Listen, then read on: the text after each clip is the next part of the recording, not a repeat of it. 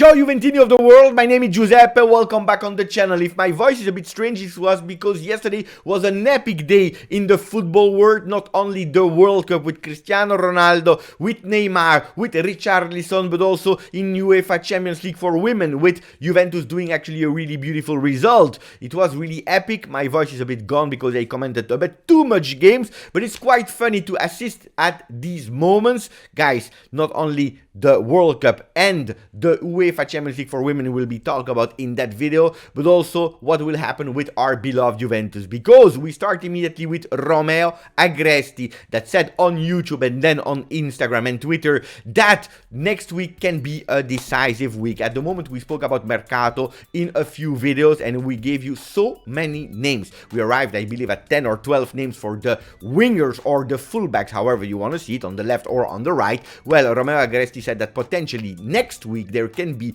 a meeting between Massimiliano Allegri and the management to really shorten that list of wingers. First of all, to understand if they have to rush and to go in January, what it looks like Juventus really want to go for, or maybe waiting for the summer to find a vice Quadrado, but already talking also about the one that will come on the left side. Attenzione, because Sandro yesterday did an epic performance with Brazil, hitting that post from the distance, and it was incredible. Let's talk about him later in the video where we'll take care about the World Cup topic. But next week can be a decisive week. From all the names, shorter them to find some players that we really want to go in detail and maybe on the video really take some time to speak about them. Will they speak about a future goalkeeper?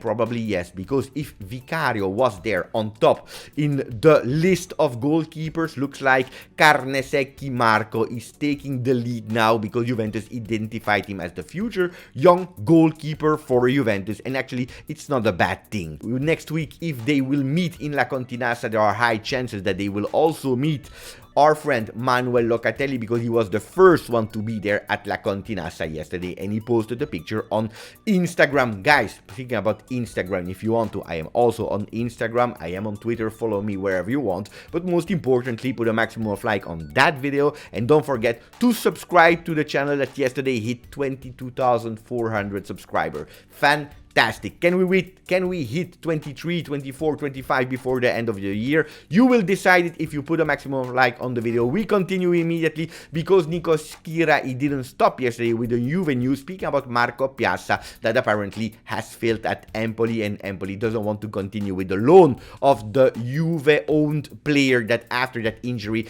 is not able to find a team that is giving him a chance for the entire year. He will come back and then Juventus will have to be really creative to give him a new team. Will it be Arsenal? Probably not, guys. Why am I speaking about Arsenal? Because it has been confirmed yesterday, official, Juventus will play in the Emirates Stadium versus the leaders of the Premier League on the 17th of December. Really fantastic, beautiful game, especially for our friends from London that are following the channel. You will probably be able to see Federico Chiesa in a friendly, but also maybe Paul Pogba, and already starting to feel the new Juventus 2.0 for 2023. Speaking about Arsenal men team, now we go to the Arsenal women team that yesterday played in the Allianz Stadium in Champions League. For the women, our women did a really beautiful result, 1-1, starting and leading with Berenstain, our player, our front player, but then unfortunately a mistake from the goalkeeper and the defensive line gave actually the equalizer to Arsenal. If last year we would have celebrated that equalizer versus one of the strongest team in Europe, Arsenal, that have beaten the champions of Champions League 5-1 2 games ago, well, today we can say that we are a bit sad about the result because Juventus could potentially have won that game if it was not for that mistake, and we have to say congratulations, beautiful, because the growth of our women team is just fantastic. We continue to dream. 5 points in Champions League for us, 7 for Arsenal, 3 games to go. Zurich will be the last one. First we start with Arsenal on the 7th of December, and in the middle Olympique Lyon again in France, in their home. Tutto Sport is speaking about Moise Kean, and who is speaking about Moise? It's his brother, Giovanni. Giovanni said Kean, he learned the lesson, and a big one. Why? Because now his hot character, his hot behavior, his young, not mature temperament has cooled down. He's more chill, he's more secure, and he understood what he has to do. Luckily, it's never too late to grow up. Grande Moise Kean, he was super happy about the brace versus Lazio. Why?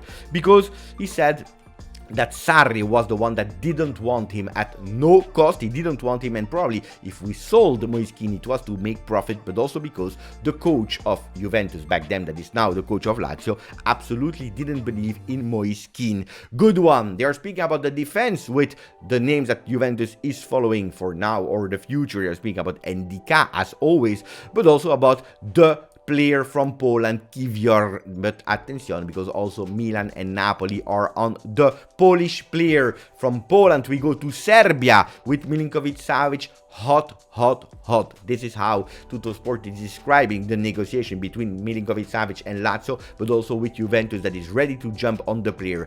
Is it a good one, yes or no? That's a big question, because that's how we are entering the topic of the World Cup, because as I told you a few videos ago, an entire video dedicated to Sergei Milinkovic-Savic, the 21 of Lazio, the number 20 of Serbia, is that my biggest doubt was the ambition of the players, and especially shining in big, important, crucial moments. He was totally cancelled in the World Cup in Russia 2018 when he was still young and he needed to make that step on international level. Well, yesterday he was totally cancelled by Danilo. 5 or 5.5, I don't remember the rating from Tuttosport yesterday from the Serbian number 20. Disaster. He has 2 games to prove the haters wrong, to prove the people that are watching him closely that he's also a player that can have bigger ambition than just playing in the midfield of Lazio in Serie A. Attenzione to Sergei, you have to do much better. Yesterday I was in difficulty to choose the picture of the tournament. When we are listening to the national team, the anthem of Portugal, and seeing Cristiano Ronaldo in tears, it was a moment that really touched me, because I was saying this is the picture from the first games of the tournaments of the group stages, with Cristiano Ronaldo that couldn't wait to play that game with after all the criticism. The thing is, from the tears of Ronaldo, we had to go to the tears of Neymar later in the evening, with Neymar crying this time, not because of the Brazilian national anthem, but because of the injury that he has to go out. The World Cup is at risk for Neymar after 2014, after 2018. It could be a disaster. The thing is that yesterday, when Cristiano Ronaldo scored in his 5th consecutive World Cup, 8th goal for Cristiano Ronaldo, he went again with the and the picture was just perfect, because in the back you saw a flag or a banner of Lionel Messi drone that was actually looking at the sky, looking at Cristiano Ronaldo super high and looking with a really beautiful smile. Attenzione, picture of the tournament, maybe yes, maybe no. If not, the goal of Richarlison that yesterday scored one of the most beautiful goals that we ever witnessed in a World Cup. That 2-0 with Brazil was fantastic. Belgian television was saying before his brace, he's probably the weakest point of the Brazilian team. Guys, if he is the weakest point of Brazil, attenzione. Gazzetta dello Sport is taking that picture, putting it on the front page with Magia Brasile, the magic of Brazil,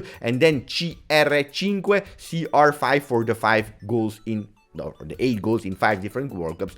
Signori, what does that mean? Ladies and gentlemen, this is Samba, the title of Corriere dello Sport. Marca CR7 hace historia. What does that mean? Cristiano Ronaldo CR7 is writing history. O jogo, Portuguese paper, amor a quinta vista. Love not at first sight, but love at 5th sight, using the word 5. We know it. Cristiano Ronaldo with Portugal won 3-2 over Ghana with a really dubious penalty. We have to admit it. It was a bit of scandal, controversial penalty that he scored without any problem.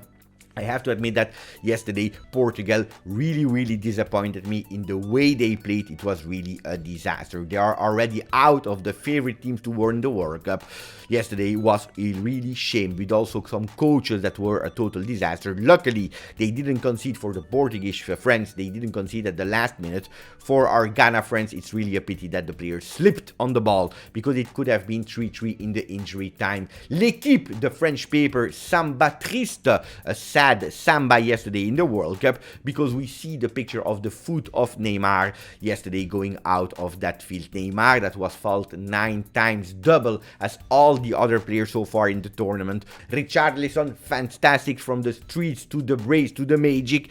This is what they are speaking about, but then I want to take a moment about speaking about Alessandro and Danilo. Alessandro and Danilo, fantastic performance yesterday. Alessandro hitting the post. It was really long time that I didn't see Alessandro doing that magic. Unfortunately, the post is still screaming. I really wanted him to open the score for Brazil because he deserves it.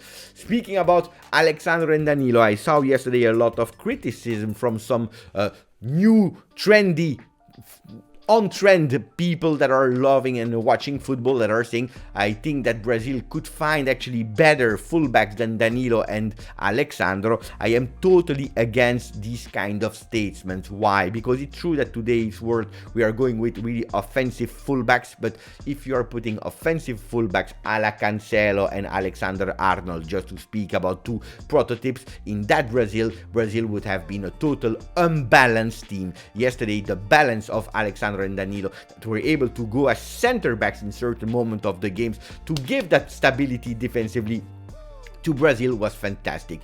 You see that Richarlison, he was the one that was bringing offensive power. You have Neymar, you had Vinicius on the wings that were doing a fantastic job, guys. Forget about having only offensive player, because you need a bit of balance. At least this is my idea. As we speak, Wales will play versus Iran. Then you have Qatar, Senegal a bit later. Holland, the Netherlands versus Ecuador, with Louis van Gaal that yesterday in press conference did an amazing hug to one of the journalists. And then England versus USA in the evening, with England again quite arrogant, saying suck it to them, suck because of the word soccer. And then you see Southgate that was saying time to teach the Yanks a footballing lesson. Guys, I believe that they will win. 3-1 was my prediction, but mamma mia, I hope after these words that USA can do something beautiful. End of the video. I hope you enjoyed it. Put a maximum of likes, subscribe to the channel. We see each other later today. Grazie, forza, Juve.